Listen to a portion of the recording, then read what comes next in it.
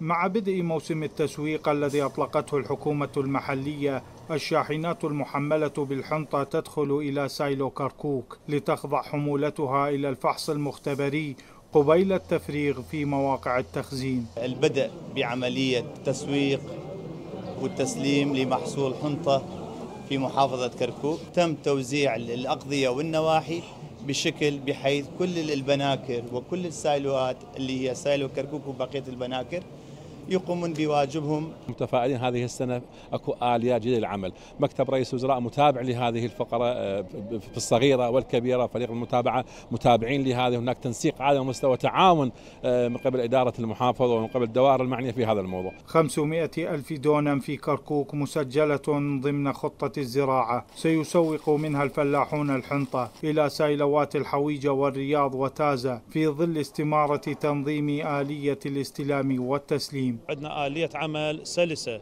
لاستلام محصول الحنطة وفق آلية معينة اللي هي حسب القوائم المدرجة.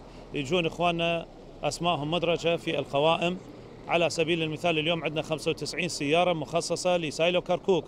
كل السيارات خلال يوم واحد ننهي كل الاسماء. محافظة كركوك من المحافظات الأولى في إنتاج الحبوب. كوادرنا الرقابية منتشرة في جميع المواقع، وأرقام الشكاوي متواجدة، ونستقبل كل يعني الشكاوي لمواكبة عملية التسويق في المحافظة. ومن المخطط له أن تستقبل مراكز التسويق ما يدنو من 270 شاحنة يوميا. ووفق التقديرات فإن كميات الحنطة المنتجة ستفوق 250,000 طن لهذا العام.